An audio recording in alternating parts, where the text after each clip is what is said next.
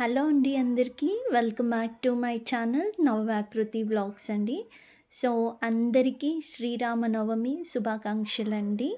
So, మీ వీధిలో రాముల వారి కళ్యాణం ఎలా జరిగింది? మీ ఇంట్లో ఫెస్టివల్ ఎలా జరుపుకున్నారనేది తప్పకుండా నాతో కామెంట్ బాక్స్‌లో షేర్ చేసుకోండి.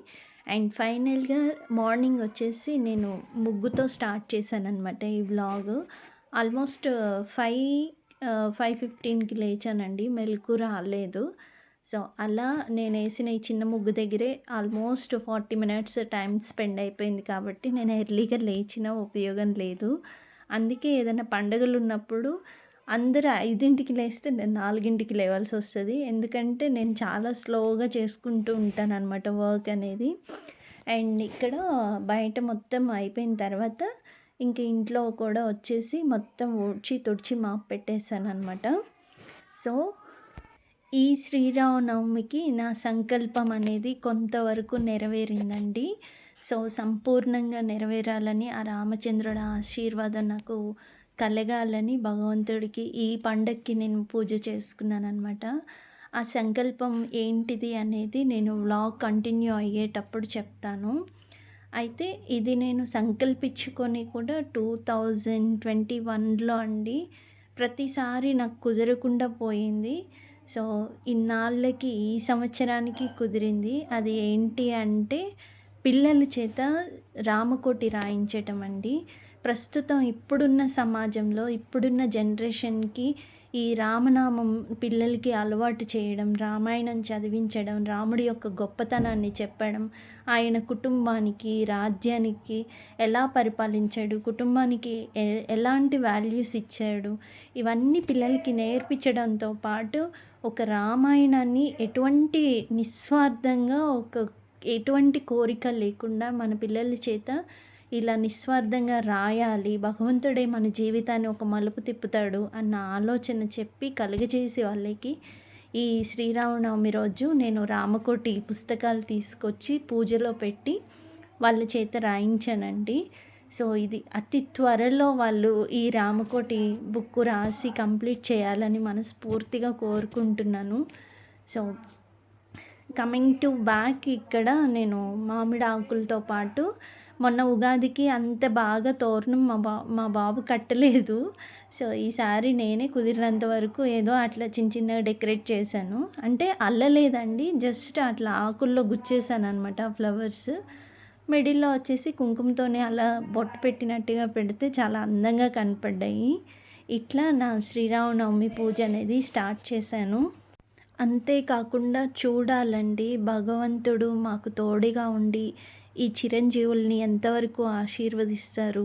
సో, వీళ్ళు ఎంత త్వరగా ఈ రామకోటిని కంప్లీట్ చేసి భద్రాచలం తీసుకువెళ్ళి సమర్పిస్తారనేది చూడాలి. దానికి తోడు ఈ మధ్య పిల్లలు ఊరికే భద్రాచలం తీసుకెళ్ళమని నన్ను గానీ, మా డ్యాడీ వచ్చినప్పుడు గానీ ఊరికే బాగా గోల చేసేస్తున్నారు. సరే కదా అని చెప్పేసి వాళ్ళ గోలకే ఈ యొక్క రామకోటి పుస్తకాలు నేను పరిచయం చేసి, ఇది త్వరగా ఫినిష్ చేస్తే భక్తి శ్రద్ధలతో రామనామం చెప్తూ ఈ రామకోటిని మీరు రాయగలిగితే, నేను మీ చేతుల ద్వారానే ఆ రాముల వారికి అందిస్తానమ్మా అని చెప్పాను ఇద్దరికీ. సో, చూడాలి ఎంతవరకు వీళ్ళు కంప్లీట్ చేయగలరు అనేది. బాబైతే నేను రాస్తాను అని చెప్పారు. అయితే పాపకి మాత్రం కొంచెం చిన్నది కాబట్టి నేను మధ్య మధ్యలో సహాయం చేద్దాం అనుకుంటున్నాను. ఇలా చెయ్యచ్చో లేదో కూడా నాకు తెలవదు. ఎవరికైనా తెలిస్తే తప్పకుండా కామెంట్ బాక్స్‌లో కామెంట్ చేయండి. సో, అలా ఆ పుస్తకాలు కొనుక్కొచ్చి పూజ మధ్యలో పెట్టి, ఆ రోజు రామాయణానికి కూడా కొంచెం పూజ చేశానండి పుస్తకాలకి. చేసి ఏదన్నా ఒక సర్గ చదువుకోవాలనమాట. బాలకాండో లేకపోతే సీతారాములకి సంబంధించింది రామాయణంలో ఏదో ఒక సర్గ చదువుకోవటమో, ఏది తెలియని వాళ్ళు జస్ట్ ఒక రామనామం చెప్పుకోవడము, కళ్యాణం వీక్షించడం, అక్కడికి వెళ్ళి రామనామంతో భజన చేయటం ఏదన్నా ఒకటి చేయాలండి. అది ఎవరి కోసమో కాదు, మన కోసం, మన జీవితాలు వృద్ధి చెందించుకోవడం కోసము. సో, ఇలా వచ్చేసి ఆ రోజు వడపప్పు, పానకం ప్రత్యేకంగా సమర్పిస్తారనమాట భగవంతునికి. అందుకని చెప్పేసి నేను కూడా వడపప్పు పానకం చేశానండి. సో, మీ ఇంట్లో మీరు ఏ విధంగా సంకల్పం తీసుకున్నారు? మీరెలా పూజ చేసుకున్నారు? మీరెలా మీ చిరంజీవుల కోసం భగవంతుడిని ప్రార్థించారనేది తప్పకుండా నాతో షేర్ చేసుకోండి. ఇలా నా పూజ కంటిన్యూ చేస్తూ ఉన్నాననమాట. అయితే ప్రతిసారి నేను చెప్తూనే ఉంటానండి. మనం జీవితంలో ఆస్తులు సంపాదించుకోవడము, లేకపోతే ఇంకొకటి సంపాదించుకోవడం కంటే కూడా పిల్లలకి మంచి జ్ఞానాన్ని నేర్పించగలగాలి. నైతిక విలువలతో పిల్లల్ని పెంచగలిగినట్టయితే కష్టానికి, సుఖానికి, బంధానికి, పేగు బంధానికి, అనుబంధానికి వీటన్నిటికీ మధ్య ఆహ్, ఏదైతే భేదం ఉందో తెలుస్తది వాళ్ళకి. నాకు సరిగ్గా చెప్పలేకపోతున్నాను. సో, ఇదనమాట నా ఇంటెన్షన్ అయితే. ఆ రోజు పిల్లలకి మంచిగా బాబుకి కూడా పొడుగుగా నామం పెట్టేసి, అమ్మాయికేమో తిలకం దిద్దానండి. సో, అట్లా మా పూజ అనేది కంప్లీట్ చేశాను. అయితే లాస్ట్ ఇయర్ అసలు గుడి దగ్గర చాలా క్రౌడ్ ఉండింది. చిన్న క్లిప్ కూడా మీతో షేర్ చేసుకోలేదు కాబట్టి, ఈసారి కొంచెం ఒక అడుగు ముందుగా వెళ్ళి ప్రశాంతంగా కూర్చొని ప్లేస్ సంపాదించుకొని చక్కగా ఒక క్లిప్ అయితే తీశానండి. అది మీ అందరితోని షేర్ చేసుకుంటాను.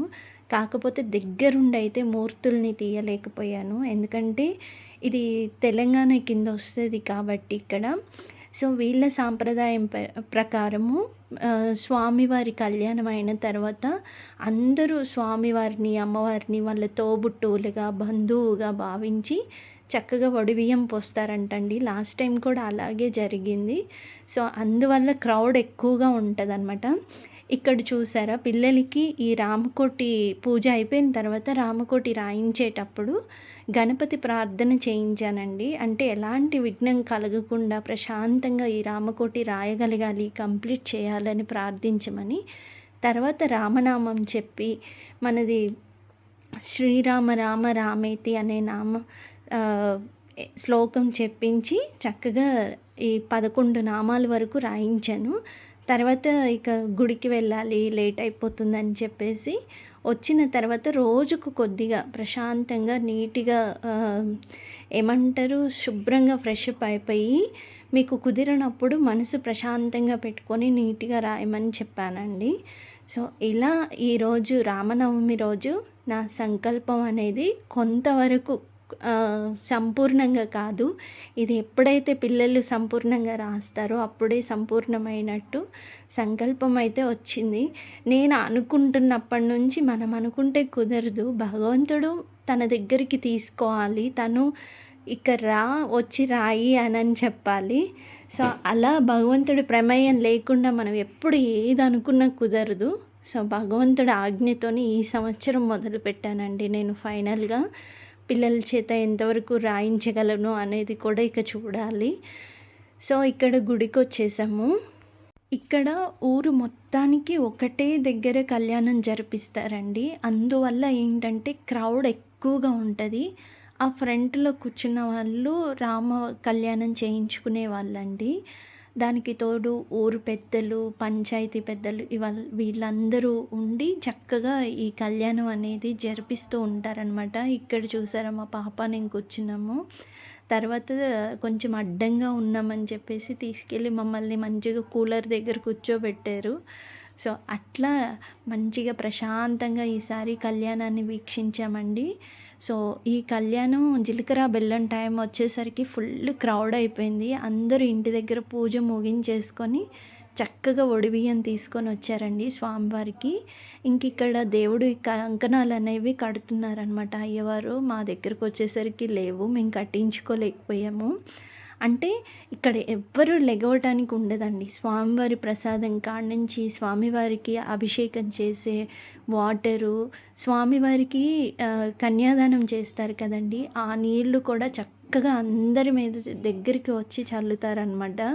నేను ఫస్ట్ టైము, లాస్ట్ టైం అంటే గుడికి అంతగా అబ్జర్వ్ చేయలేదు నేను. ఈసారి ప్రతి ఒక్కటి నేను తెలుసుకున్నాననమాట ఇక్కడ. ప్రసాదం కూడా దగ్గరికి వచ్చి మనిషికి అందేలాగా చక్కగా ఎండగా ఉంది కాబట్టి మంచిగా పందిర్లు వేసి ఏమంటారు జ్యూస్ కూడా ఇచ్చారండి. ఎంత బాగా జరిగిందో అసలు. ఉన్నంతలో చాలా బెస్ట్‌గా జరిపించారనమాట. మంచిగా ఎల్ఈడీలు పెట్టి అటొకటి, ఇటొకటి కొంచెం పెద్దవాళ్ళందరూ వెనక సైడ్ కూర్చొని, ఇక అందరూ సమూహంగా కూర్చొని చక్కగా భగవంతుడి యొక్క కళ్యాణాన్ని అయితే వీక్షించారండి. అంత బాగా జరిగింది ఇక్కడ ఈసారైతే. సో, ఇక్కడ జీలకర్ర బెల్లం పెడుతున్నారు చూసారా? అంటే దగ్గర నుంచయితే తీయలేకపోయానండి. అది కూడా మంచిదో కాదో మనకి తెలవదు. ప్రశాంతంగా అయితే కళ్యాణాన్ని అంతవరకు చూపించగలిగాను. ఇక చూసారా ఇక్కడ స్వామివారికి మనకి కాళ్ళు కడిగి కన్యాదానం చేసిన వాటరు మనందరి మీద అలా సంప్రోక్షణ చేస్తున్నారనమాట. తద్వారా మనం కూడా ఎంతో కొంత పావనం అవుతాము. స్వామివారిని తాకిన నీళ్ళు కాబట్టి ఇలా ఆ గంగా జలాన్ని అందరి మీద స్పృశిస్తారు. ప్రసాదం కాడ్నుంచి ప్రతి ఒక్కటి అండి. ఎవ్వరూ లెగవాల్సిన పని లేదు. పురోహితులు కానీ చాలా చక్కగా కళ్యాణం జరిపించారు. ఫైనల్‌గా అమ్మవారికి మాంగళ్య ధారణ చేస్తున్నారు. నాకు శ్రీరామనవమి అంటే నా చిన్నప్పుడు ఆ భద్రాచలం, రాముల వారి కళ్యాణం ఇవే మనసులో మెదులుతూ ఉంటాయన్నమాట. అక్కడే పుట్టడం, అక్కడే పెరగడం, నా బాల్యం చాలా వరకు అక్కడే కంప్లీట్ అయింది కాబట్టి ఆ భావనలు మనసులో నుంచి పోవు. సో, నా పిల్లలకి కూడా భగవంతుడి ఆశీర్వాదం ఉండాలని ఈ రామకోటిని ఏదైతే ప్రారంభింపచేశానో పిల్లల చేత, ఆ చిరంజీవులు తొందరగా ఈ రామకోటిని సంపూర్ణం చేయాలని మనస్ఫూర్తిగా కోరుకుంటున్నాను. ఇక్కడ ఊరి తరపున అమ్మవారికి, అయ్యవారికి వస్త్రాలనేవి సమర్పిస్తున్నారు. జీలకర్ర బెల్లం అయిపోయిన తదుపరి కార్యక్రమం అనమాట. దీని తర్వాత మాంగళ్య ధారణ అనేది జరుగుతుందండి. ఇలా ఈ కళ్యాణాన్ని కంప్లీట్ చేసుకున్నాము మేమంతా. చాలా ఆనందంగా అనిపించిందండి. ఎప్పుడు కూడా ఎక్కడ కళ్యాణం జరుగుతున్నా నాకు ఊరికే ఆ ఫోన్‌లోనో, టీవీలోనో ముందైతే భద్రాచల కళ్యాణం చూడాలనిపిస్తూ ఉండేది. సో, ఈసారి మాత్రం ఇంట్లో పూజ ముగించుకొని ఇక్కడ చూద్దామన్నట్టుగా వచ్చాను. ఇదిగోండి ఇక్కడ అందరూ క్లాప్స్ కొడుతున్నారు కదా! సో, ఇక్కడ అమ్మవారికి మాంగళ్య ధారణ జరుగుతుందండి. తర్వాత తలంబ్రాలు అయిపోయిన తర్వాత ఇక ఒడిబియ్యం అనేది అమ్మవారికి, అయ్యవారికి సమర్పిస్తారు. చక్కగా నూతన వస్త్రాలు కొనుక్కొస్తారండి. ఎంత బాగా ఇంట్లో వాళ్ళ అంటే ఇంట్లో తమ వాళ్ళలాగా భావించి నూతన వధూవరులకి ఇక్కడ వడిబియ్యం సమర్పిస్తారు, వస్త్రాలు సమర్పిస్తారనమాట. మనకి దీని గురించి అంత ఐడియా లేదు కాబట్టి తెలిసినంత వరకు చెప్పానండి.